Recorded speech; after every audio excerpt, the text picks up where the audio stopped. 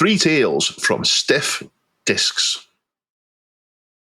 All this and more coming up on This Week in Retro. High-resolution color graphics. This land of high technology. The revolution in technology that made the information age possible. Those kids are not afraid of computers. Are Disks Immortal? We look at three stories of obsolete storage technology. Know when to fold them. The rise and fall of Texas Instruments TI99 for computers. And going Commando, making the arcade port better by using SID music. And internet relay chat memories along with all the Byte magazine pages you can read in one amazing archive. Coming up on this week's show for the week of the 6th of September 2025. Up-to-date news for out-of-date tech. Hello everyone. Hello viewers. Hello listeners. Hello twirlers. Hello Jason and hello Chris. Hello. We have a packed show again this week. Another packed show. I think we should get straight into it. I don't think we'll get anything we need to say. We'll go, we do have something to say. We've got a guest next week. Actually, Yes. We've got more than one guest next week. Haven't had a guest for a while. We thought we'd wait a while until things settled in, but we're back to having guests. So I've got a few guests in mind. The other guys, I've got some guests in mind as well, but a pair of guests next week to look forward to. And our trio will be torn asunder for the first time, but we offer at least equal value. Yeah. Chris, you're out. I'm out. All right, I've been sacked again. just a brief holiday. Cool. That'll be good. I can kick back and enjoy listening to it once it's done. By around 1990, hard disk drives started to become standard issue in our computers. Not in all of them, because they were really expensive, but they were supported by most computers by default, and most serious use computers would come with one fitted. And that was the first challenge to a form of storage, magnetic disks, which had become the standard for computers, maybe apart from us cheap people in the UK still using tapes at home. But the floppy disk, be it a 5 1/4 inch and a 3 1/2 inch, or for a small number of machines, the 3 inch, not very floppy at all disk was what most people had and how software was distributed, and in fact how it would continue to be so until the mid-90s. And until hard disks started taking over floppies, it was how we loaded programs. It was where we saved our documents and files.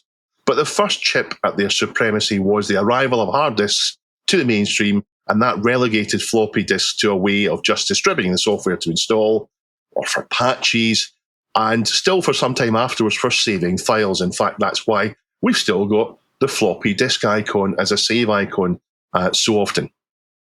Now, floppy disks stayed with us for another decade until around the year 2000, when they were becoming far less frequent and being phased out.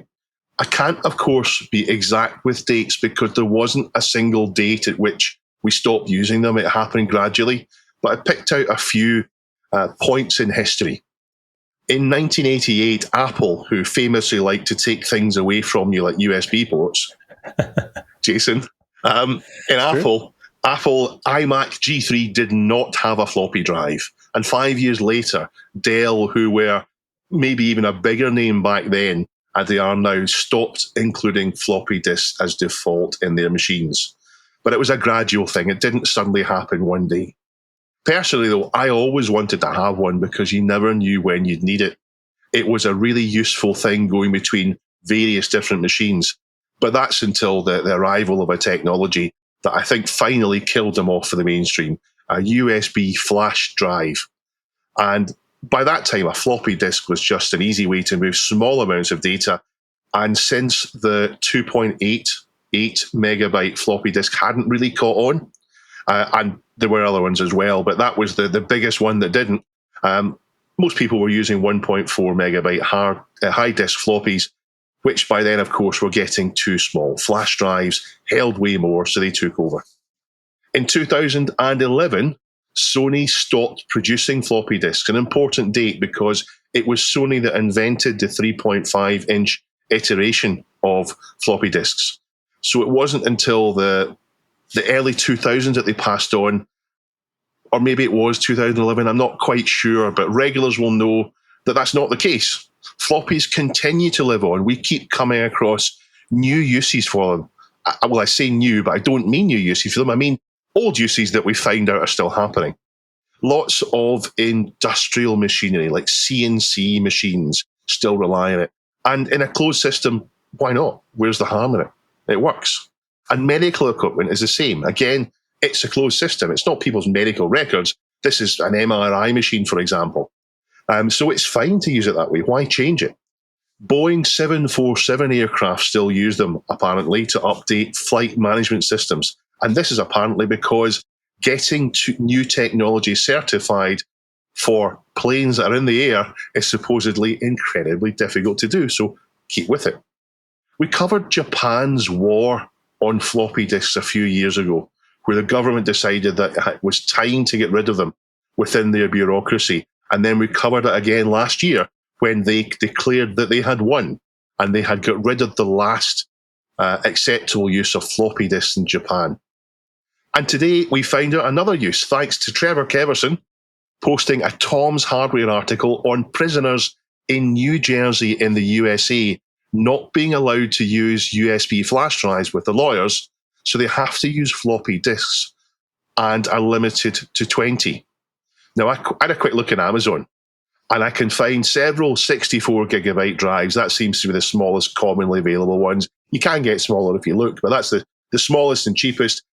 64 gigabyte drives for almost nothing. £6, just about nothing. And when I looked to store that amount of data, you would need 45,000 floppy disks. Pajaco linked as an article from Tech Radar where someone has, as they call it, reinvented the floppy disk as a modern storage device. And what they mean is a holder for SD cards. Cleverly, they've put them behind the metal shutter. Pajaco himself has gone what I think is better. I think as he's 3D printed his own, which is in a cassette tape rather than a floppy disk. Nice one, Paul.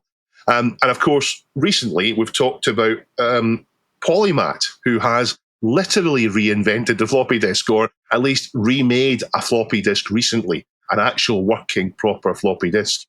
It's a funny thing though, because that pile of 45,000 floppy disks, roughly equivalent to a 64 gigabyte flash drive, is also roughly equivalent to the capacity of the third story of this section.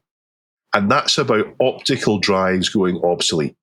A double layer Blu-ray disc on a PC holds about 50 gigabytes, or 35,000 floppy disks, or if you prefer, it holds 1,750 New Jersey prisoner allocations all put together.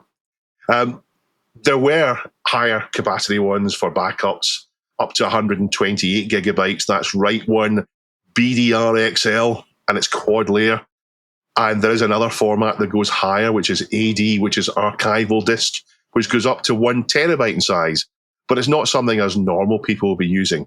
And I think it was made obsolete last year after less than 10 years in production.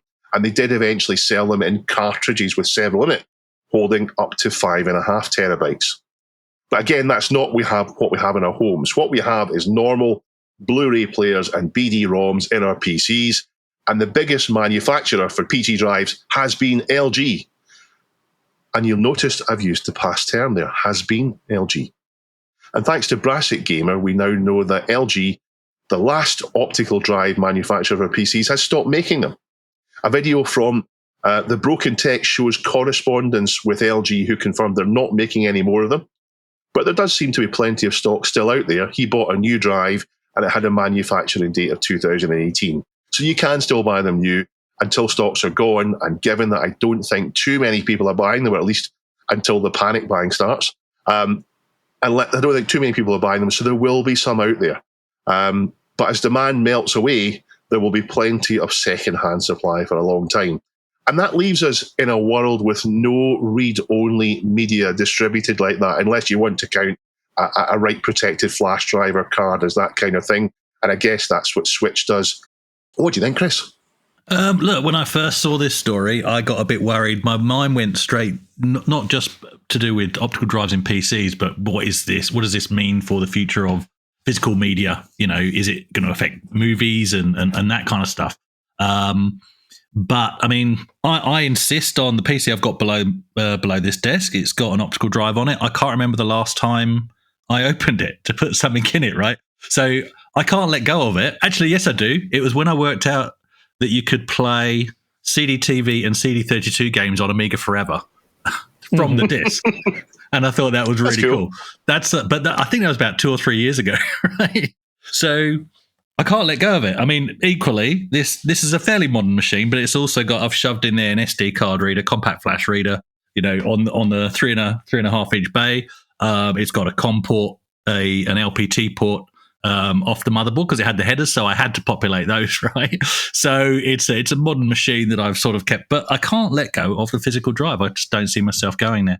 But yeah, it does worry me. I mean, obviously for, let's talk about movie drives now. Panasonic and Sony still make Blu-ray players, so I don't think it's a problem, but I do think this indicates a sign of things to come. So not just for games and PC media, but what's it going to mean going forwards for the movie buffs and all of that, which I'm hearing more and more people saying they've gone back to DVDs and people are sick of having to pay for every single streaming service going to get the shows you want, right? And because the decent movie licenses get dropped, and so I don't know. I think people talk about dropping streaming more than they actually do drop streaming. But I think people are starting to feel that, come on, just stop trying to get every penny you can out of me with more service and the price going up. Turns out, know a lot of people that have ditched. Yeah. Turns out I must have known it was happening because I bought myself an LG Look at that. DVD rewriter, an external one, a few weeks ago, because for my new PC it doesn't have one, and I thought, that's something I'd like to have. Maybe I'll never use it. Maybe that just like you, I'll have to have it, but I don't know why. But I bought one, not knowing this was happening. Jason, are you ready for the end of optical? Are you prepared? No, this feels like the end of the 5 1/4 inch floppy drive, where like there was plenty of warning that it was coming, but then when you get the news that we're not making these anymore, it's like, no, wait, I should build up a stock of these. So, same thing with optical. Like the signs have been here forever, but when I saw this story, I was like, oh no, I'm not ready for this. It was interesting because you went back to, when Apple said we're done with the traditional floppy. There was some screwing around with like the super drive 120 meg formats and things like that as an interim. But when they said we're done with floppies, and by about like 5 years later, pretty much the industry was like, we're ready to move on. Apple bailed on optical discs as well, for most of their machines, and it's taken longer for the rest of the industry to go, okay, maybe we're done with this. So interesting that held out for longer.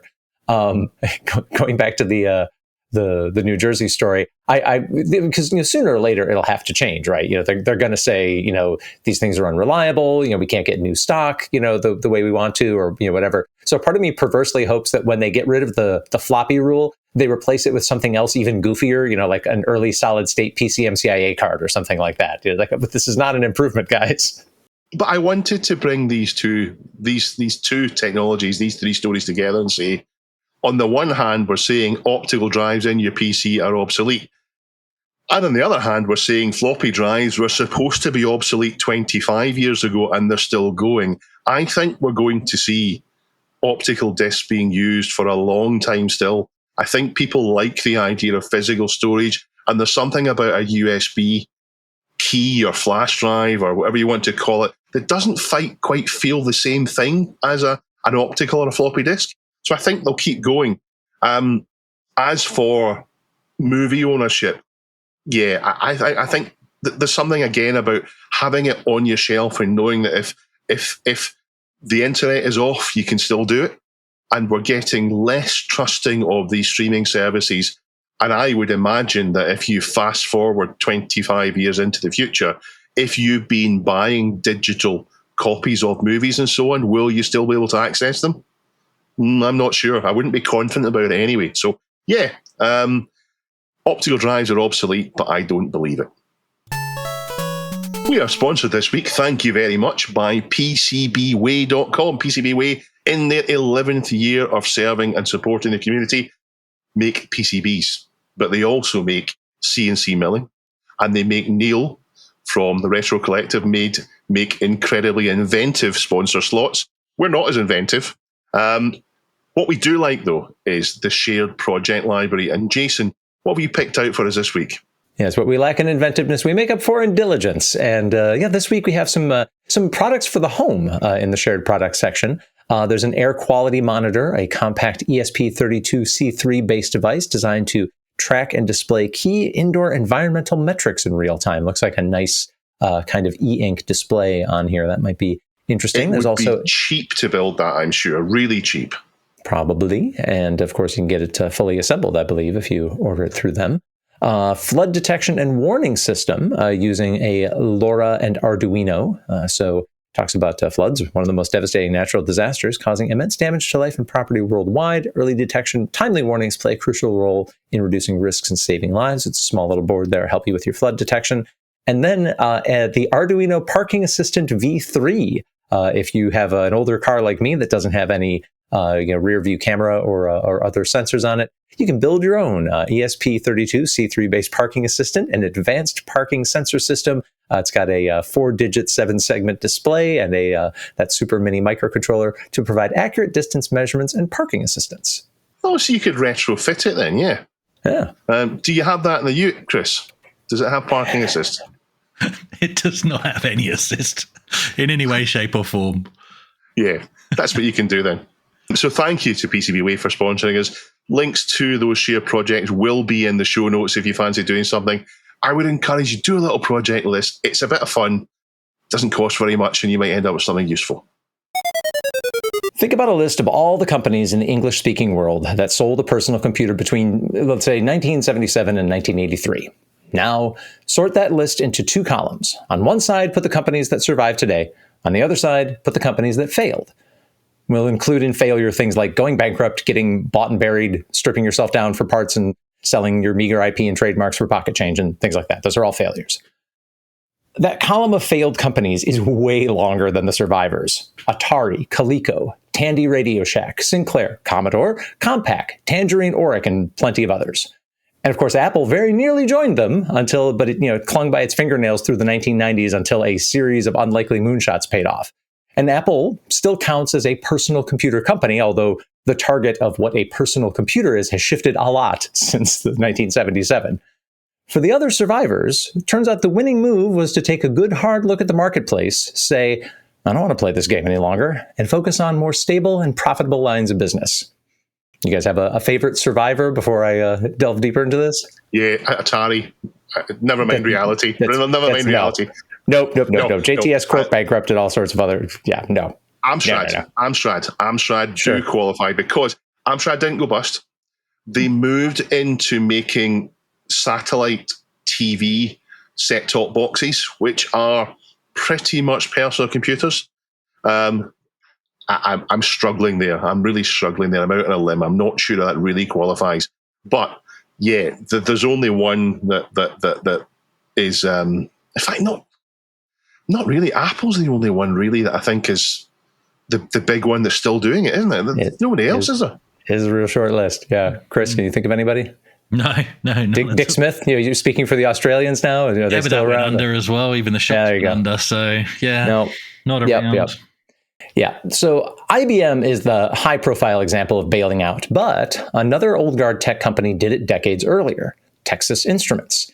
TI was a major player in the early 1980s with their TI99-4 and 99-4A computers, but they cashed in their chips when things got grungy. And there's 2 new videos on the 99-4 series, one out there from Little Car, which was posted to the subreddit by Squelch411, and the other from YouTube stalwart The 8-Bit Guy, providing good capsule information on this once high-profile machine. So Little Car's video, it's more of a perspective and significance documentary, takes you through the deep history of Texas Instruments. They were pioneers both in discrete transistors and in integrated circuits. They were a well-known brand in both business and consumer circles. And in the late 1970s, being so well-stocked with both technology and extremely clever technologists, they decided to build their home computer out of stuff they made themselves. This led to some missteps, including their use of the oddball TMS 9900 CPU, which has a 16-bit internal design, but it only has an 8-bit bus, and it has some other weird and very serious limitations, like a window of just 256 bytes of direct RAM access. And this was stuff that played a lot better in that CPU's original multi-user mini-computer iteration than in the desktop world. Would you guys care to revisit any of the, how many bits is your computer or console wars? Because this really was one of the very first battlegrounds. Yeah, people like to say this is a 16-bit computer, but in that case, then the Atari ST and Amiga and the Apple Mac are 32 bits. 32, right? Yeah. Yeah, I mean the ST stood for 1632, but they're 16-bit computers, and this is an 8-bit computer. There you go. Yeah, that's right. Fight me. Yeah. And Chris, you've got your Jaguar sweatshirt on, so you ready to have the 64-bit fight? Look, it says 64 somewhere on it. Yeah, probably. But it's definitely 64-bit. You can't actually. I was thinking. So in the console wars, I got into talking about bit because you jump from 8 to 16. Microcomputers, including the Amiga, right? It was more about how much RAM does it have, and I wasn't really into discussing bits, and I didn't really understand. I'm going to put my hands up here. What it was with 16 is definitely better than 8, obviously. So that's going to be faster. But it wasn't until the Jaguar. That because I was reading up on why everybody was bagging it after I'd bought one, that I understood, about buses and all of that kind of stuff and how it all works inside the machine, right? And trains and coaches.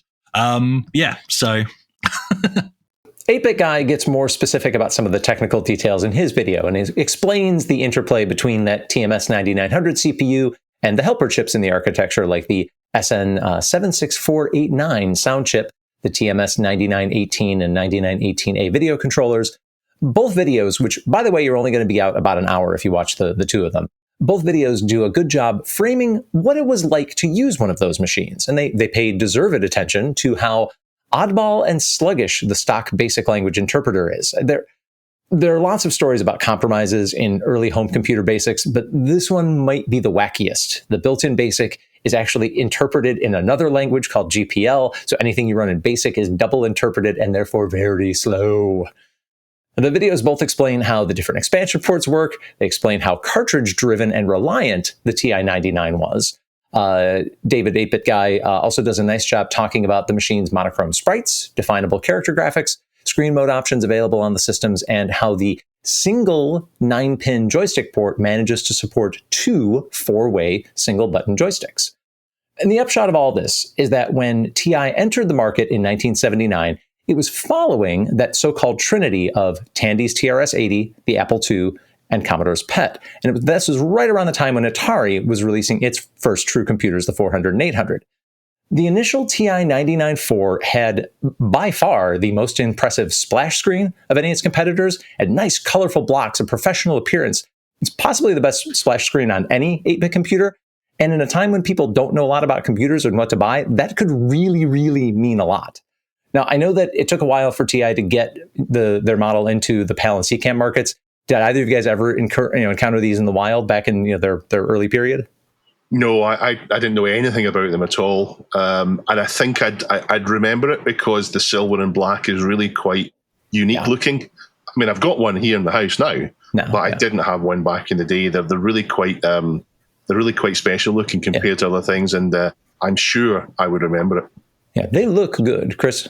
No, same. I don't even remember seeing them in the shops or anything. So yeah. Yeah. So the earliest TI-99-4, it had kind of a funky keyboard. It was rigid, but also chiclety. That first generation also came with a bundled color CRT. This had to do with what everybody considered very scary FCC regulations at the time, which companies like TI and Atari chose to very carefully obey rather than perhaps powering through and finding other ways to deal with regulators. But it didn't sell very well. It cost a ton of money. That itself wasn't unusual for the time. But it also had a really shallow software market because TI really didn't tell anybody how to do anything interesting with it, and not coincidentally, also wanted to completely control all of the software distribution.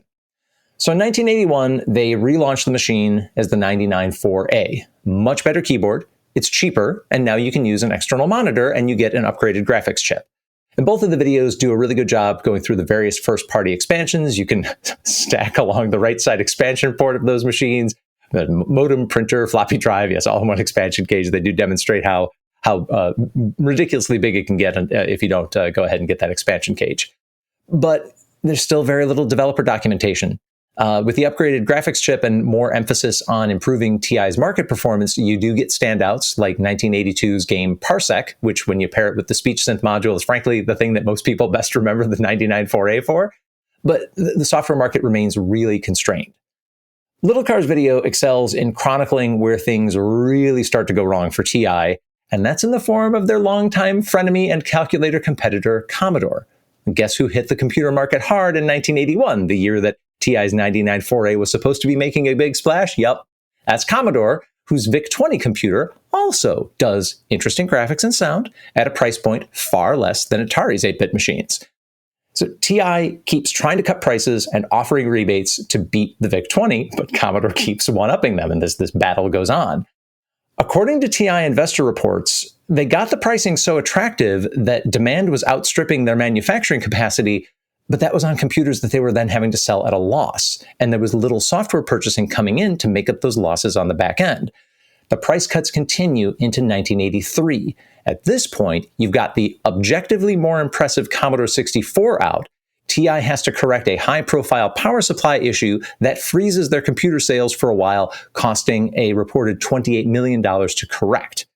Littlecar goes on, he includes a really great time capsule on screen that summarizes what happened to TI on those retail store shelves. He's got a screenshot of 2 pages of retail print ads from the a June 1983 issue of the Oregonian. So this is from Oregon on U.S.'s West Coast. In June of 1983, the average American consumer can buy a 16K TI99 4A for $100 after a $50 mail-in rebate. You can get an Atari 400 for the exact same deal. The VIC-20 is $10 cheaper than that, and you don't have to dink around with a rebate. It's just $90 flat. You can get a Timex Sinclair 1000, which is basically the ZX81, give or take, for just $50. But then on the next page, you can see that the Commodore 64 is already down to $370. And by now, Commodore is running their infamous trade-in deal, where if you turn in any computer or console, they'll knock $100 off the price. That means you can turn that $50 Timex Sinclair 1000 into a net $50 markdown on the C64. Yeah, Dave. So you walk into the shop, you go to the till, the checkout, with a brand new Timex 1000. Yep. Thanks very much. Now give me $100. Take it back and give me $100 off a Commodore 64. Yep. Yep. It was a thing. We don't have rebates very often in the UK, so rebates, the dark arts of American mail-in rebates are a mystery to us. I don't understand why $100 rebate is better to the company than $100 off the retail price. Is it because people don't do it? Is it because they wriggle out of doing it? Why is it that they do this rebate rather than a discount?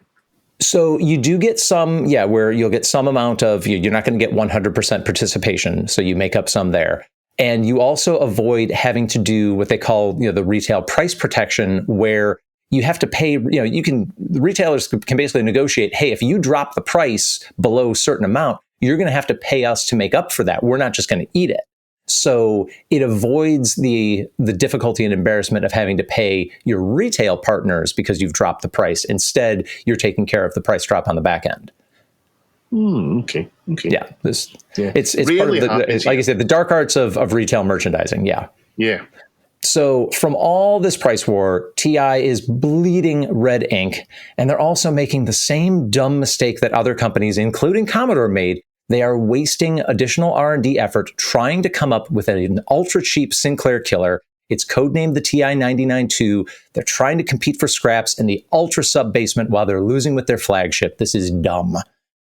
Anyway, investors come to realize that TI is not just losing money, but they are losing a whole lot of money on the home computer price wars, and they bail on TI in droves. The company loses almost 1/3 of its value over 2 trading days in June of 1983, right when those ads are running. And TI says as late as September, we're sticking to our guns in computers, but in October of 1983, they call a halt, they blow out their remaining inventory for whatever cash they can get, they write off the entire business. TI's 1984 investor annual report reads, the total segment loss from the home computer in 1983 was approximately $660 million. And those were not just paper losses. Their year-end cash on hand was a mere $185 million. That's down from $420 million in cash the year before, and the investor report specifically lists home computer losses and cash needs of other TI businesses as those causes. Oops. It's important to keep in mind that throughout the 1970s and into this adventure that TI had, TI was a very high growth business. They had annual growth targets of 15 to 20%, and they routinely hit those targets. It's also impossible to understand the tech investor upheaval that we here on This Week in Retro call Atari shock without understanding that in the early 1980s, interest rates were very high compared to what they've been in the 21st century. When interest rates are that high, investors can stick their cash in safe, federally guaranteed bonds and bank certificates and earn an impressive return. Investors in the early 1980s did not want to hear any foolishness about how you were losing money. That is not allowed. TI heard that message loud and clear, and they changed course. Now, 8-Bit Guy in his video does a nice job wrapping up kind of the TI99 foray's ongoing legacy as its video and sound chips go on to appear in lots of other designs for several years after. You get the ColecoVision, Coleco Atom, BBC Micro, Sega SG-1000, even the Sega Genesis. Mega Drive. Sure. It's funny how these things are talked about in comparison to all the other systems around at the time. And this isn't talked about very much. The TI99 is not talked about very much compared to other systems around, especially given how much money it lost. Usually you only get that with systems that were failures. And yes, by lots of metrics, you could say this one was. But in other metrics, the number of units sold didn't make this a failure. It was a widespread computer. Lots of these were sold. So it's funny that people aren't talking about it. As far as games go, though, there's not a huge amount. I had a look, and there's not that many. Only 5 RPGs. And it was from that period. This is... we did say this earlier on, but let's remember when this was around. This was around in the early 80s. And games on computers were still finding their feet. And for the most part, they haven't aged that well. The games aren't as easy to go back to. Even Infocom, who are famous for porting everything to everything, only ported a few text adventures over to the TI-99. So it didn't do so well from games.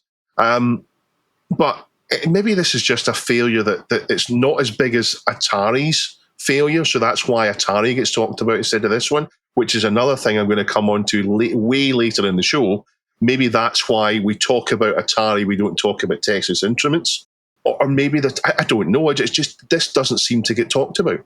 Well, because TI pulls the nose up, like that's the thing. Atari, their crash and burn, like they go really dark, and they have to restructure and spin off the arcade absolutely. business. Yeah. But TI, like they pivoted pretty quickly, and like, you know what, we're going to go back to doing what we do well, and they become, I'll get into this a little bit more, but like they go back to being just sort of this stalwart, so they're out of the sexy business, and they just go back to making money. So. Well, as you're going through this whole story, I'm thinking, I as I said before, I didn't remember this machine at all, but I was thinking Texas Instruments, other than they made calculators, didn't they?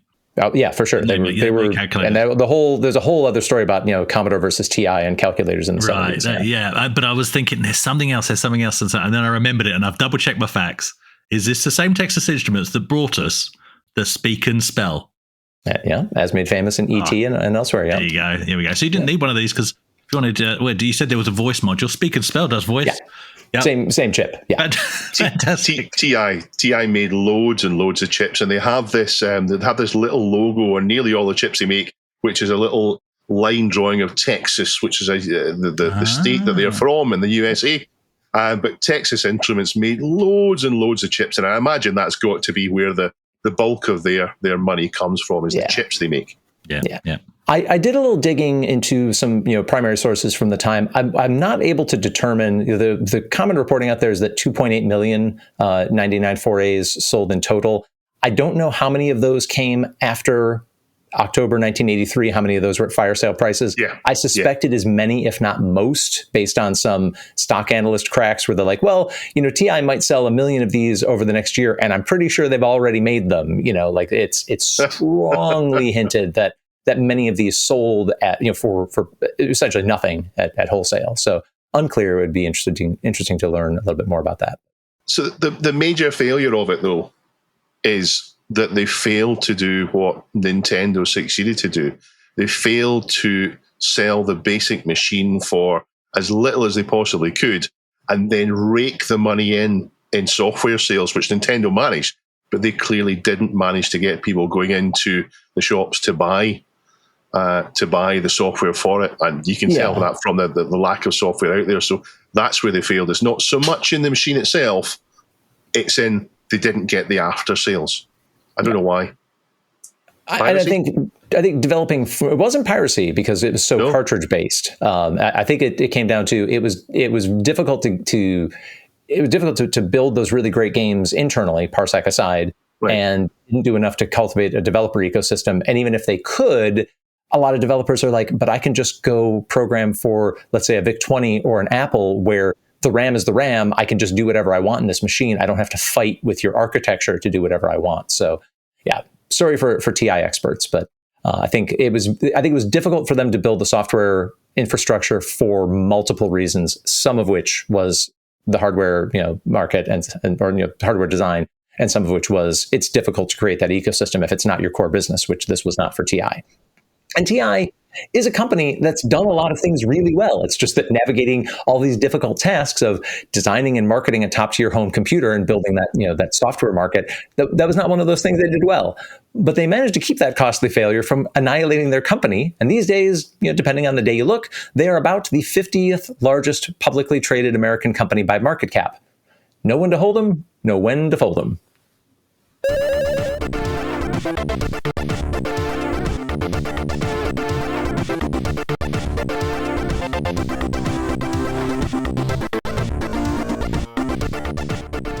On to housekeeping now, and I want to welcome 4 new patrons. So welcome to Daniel, to Brandon, to Rob, and to Steve.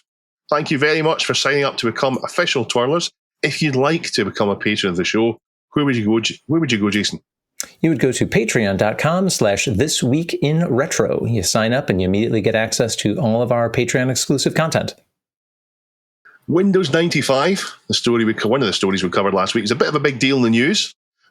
We've been doing updates on Barcadia, the former arcade bar in Norwich that Nostalgia Nerd opened, and then earlier this year closed as it sadly failed.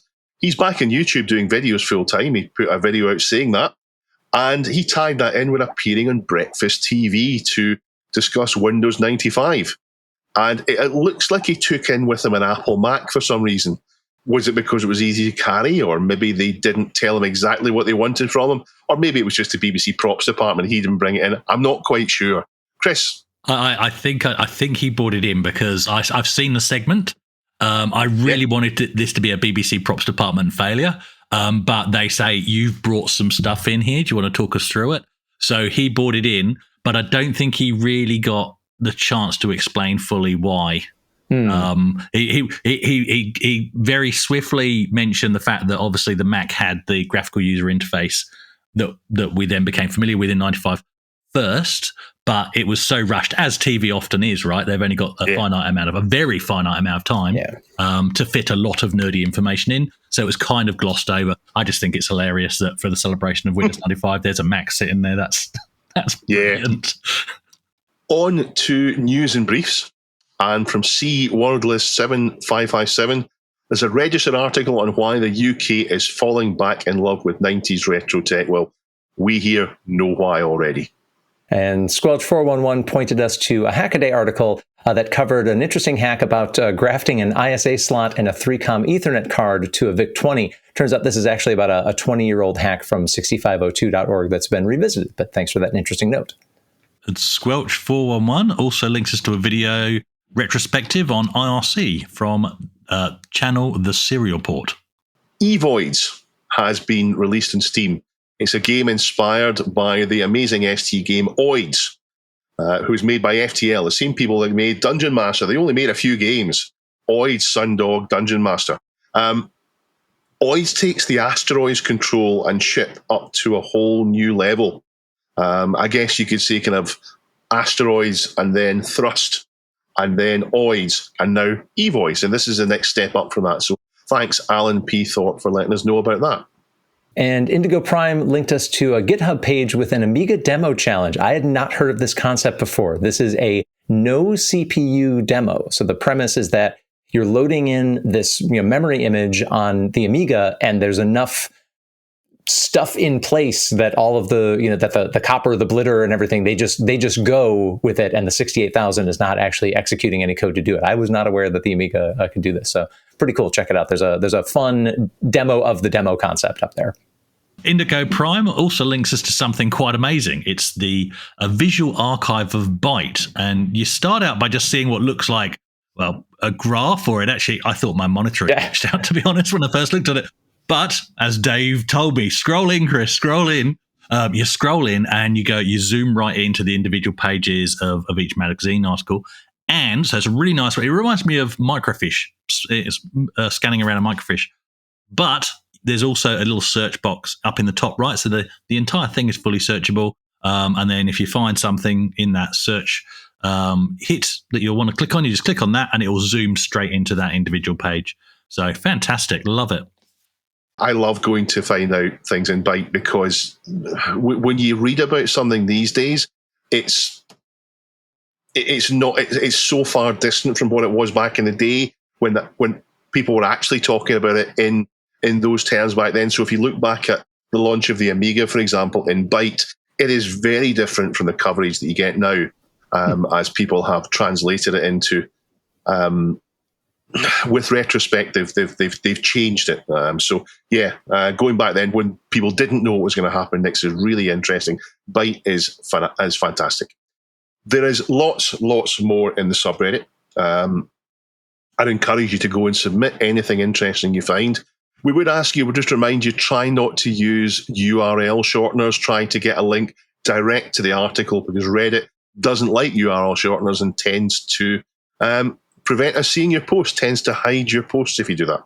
Reddit.com/r/thisweekinretro. Recently, we covered the story of the new Outrun port of the for the Amiga. Don't worry, I'm not going to mention again the fact that I've driven a Ferrari Testarossa once owned by Eric Clapton or bash on about how bad the original Amiga port was. The point is, that story we covered was a happy one because it finally brought an almost arcade perfect port to the platform, right? And that includes the music. And actually, YouTuber Reassembler 68K, he put a lot of work into blending samples and all kinds of other trickery to make the new Amiga version sound just like the arcade. And of course, that was always the struggle back then. We wanted to play those awesome games in the arcade, but we didn't want to keep pumping coins into them and walking away owning nothing. Sounds a bit like streaming services. So we bought the home port and made do with that on our system of choice or whatever system our family happened to have or could afford. Being a Spectrum kid, I can't say that a single home port came close. But they were good enough. They were good enough to give the illusion that I kind of beat the system and I could now go home and play that same game forever, and I owned it. There's quite a few Spectrum ports that they may not look like the arcade, but they've got amazing gameplay. Rainbow Islands, Chase HQ. There's quite a few Spectrum ports of arcade games that are really surprisingly good for quite a humble computer compared to the honking list of chips you would get in an arcade machine. It's really amazing. Part of the reason for that is it's shocking how many ports were done back in the 80s with no access to source code. Like often you were just told, here, here's the game. We'll lend you this, console for 3 months, and you port it, but really you're just re-implementing it. And so, sometimes rather than trying to be, frame accurate, they were like, well, based on this, what would be a fun game that I can make on this machine? I think that's part of why we get those. Famously, the Outrun port for the C64, which a lot of people love, it was made by a teenager, wasn't it? And it wasn't originally going to be Outrun. He pitched it. They needed somebody to finish the project, and hey presto, reskin it. Now you've got an Outrun game. It wasn't actually Outrun at all originally. It's one of the best 8-bit ports of the game. Everything, especially for the Spectrum, everything was a compromise, graphics and sound especially. So it was the gameplay, as you said, Dave, that was a saving grace. Or was it? Because there's another arcade port in the works, and this time the game is Commando, and the home platform is the Commodore 64. But there's already a great port, I hear some of you screaming, and there is. And that's the point, because YouTuber Luxocrates, that's how I'm going to pronounce that, he isn't porting from the arcade to the C64. He's going the other way with the music specifically. So he's planning to port the Rob Hubbard composed SID music from the C64 version of Commando and put that onto an original Commando arcade board. This will be a video series, and this is the first video shared with us by Thunderer 5150. And it gives a side-by-side comparison of the arcade and the SID versions of the music. And he makes his case for why the SID version sounds better and moves on to unpacking the complexities of the project. The stunner for me is he's right. The C64 rendition is just better. It's gritty, it's darker, it's harder, it's more edgy compared to the arcade version, which at some points sounds quite plinky plonky. And that is an official musical term, I'm sure. So this has really made me think, okay, so in the 8 and we'll say 8 and 16-bit era, can you guys recall any home ports of arcade games where something about it, something was just better than the original arcade? Might be the gameplay, the graphics, the music, or maybe the whole game. What are your thoughts, Jason?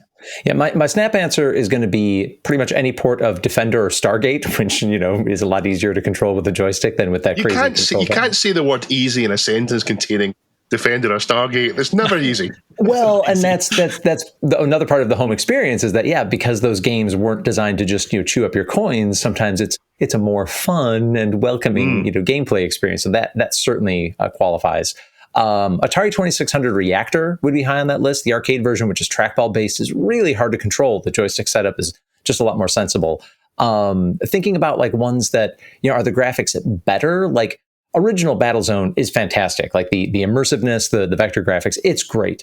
But the Atari 2600 recreation is also great. It does not try to be vector. You know, these are 2600, you know, line and pixel, you know, colorful graphics, but it looks and plays really good.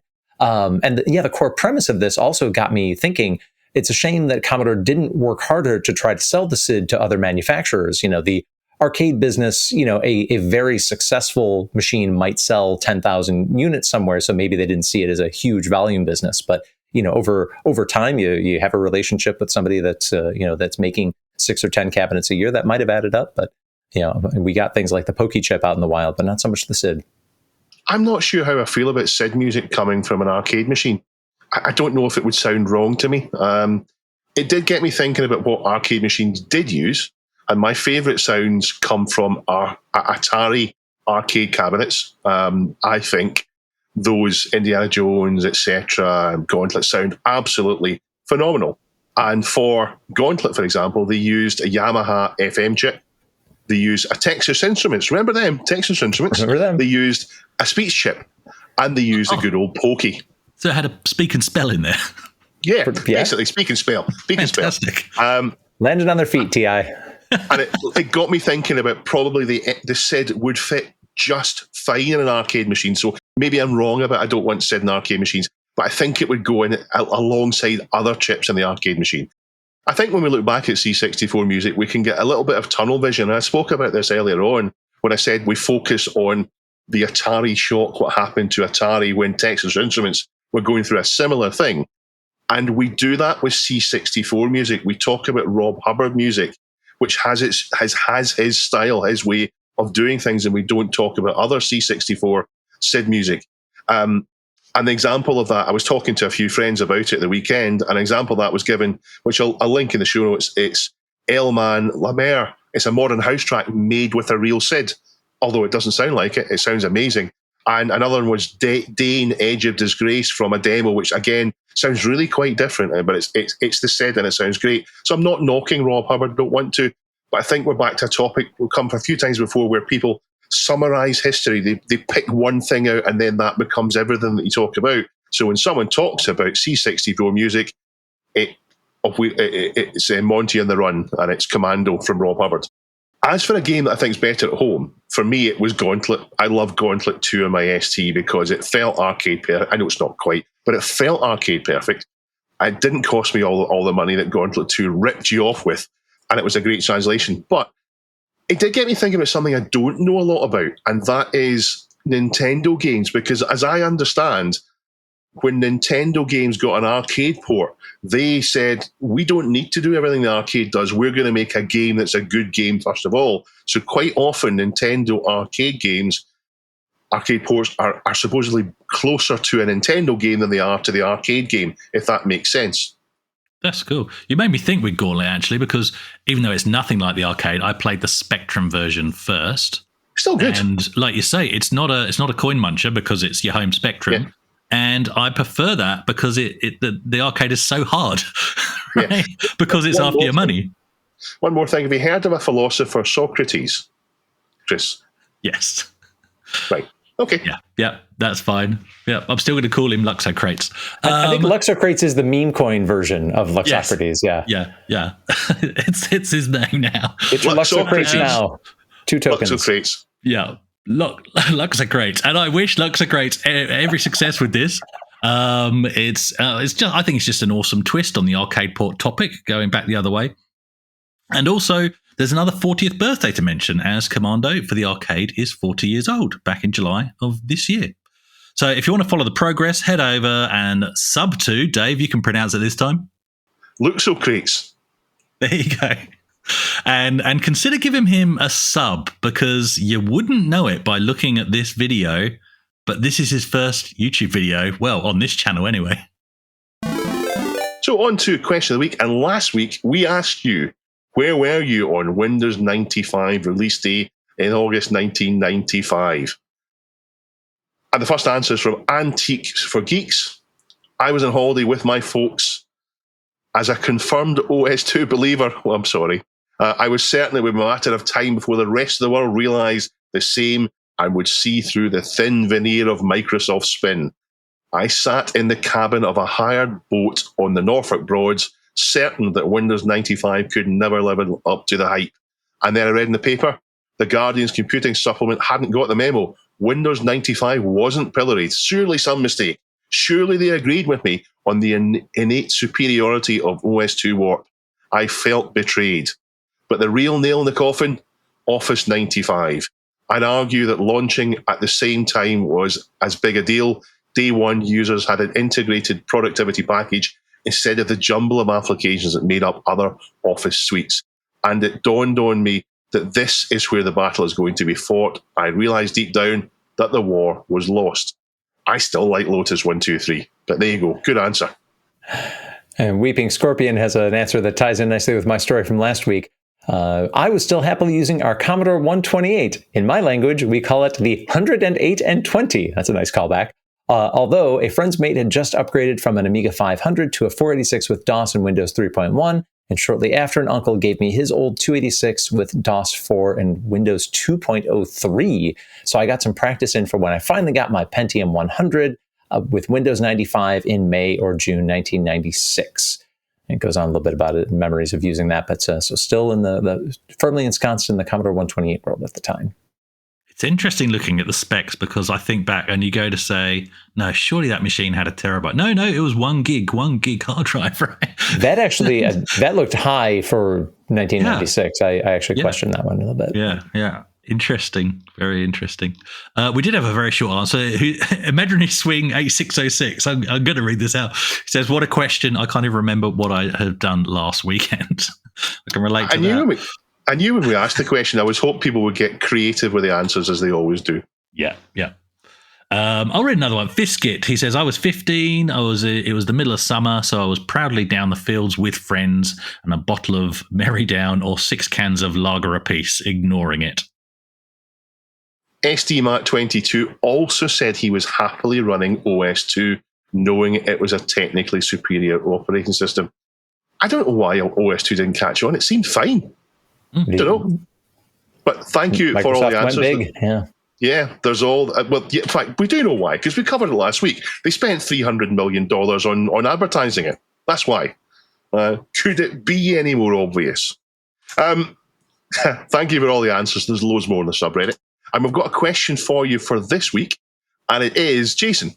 Yeah. If you could have an arcade machine play whatever your personal theme song is when you put in your coin, what would it be? And if you want to pick what chip it plays in, so much the better. There you go. Fantastic. Where would people go to answer that, Chris? They would go to the subreddit, which is at reddit.com/r/thisweekinretro. So thank you for joining us this week. We'll see you next week with a guest without Chris. Chris, what will you be doing your week off? Any games to play? I don't know. I actually don't know because I just finished. I did not win the 1943 Let's Score Challenge, so it'll Did be you get whatever close? game we're playing next.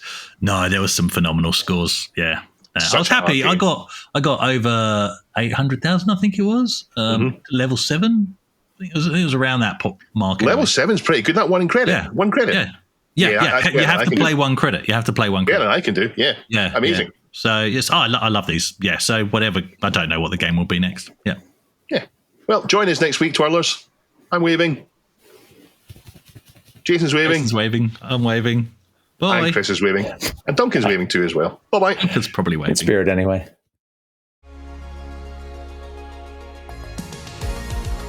This Week in Retro was written and presented by Chris from 005 AGIMA, Jason from the Retro Adventurers, and Dave. It was edited by me, Duncan Styles. The podcast version of the show is available through your favourite podcast app, including Apple Podcast and Spotify. And the video version is available on the This Week in Retro YouTube channel.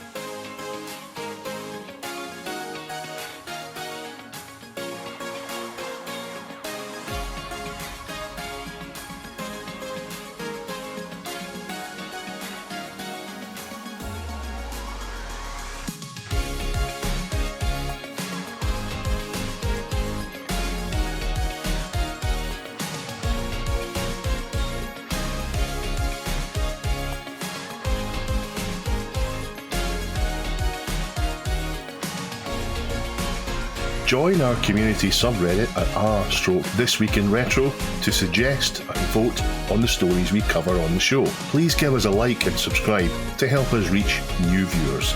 If you enjoy our show and would like to support it, then please check out the link to our Patreon page in the show notes or description. Thank you for listening, and we'll see you next time for more up-to-date news for out-of-date tech.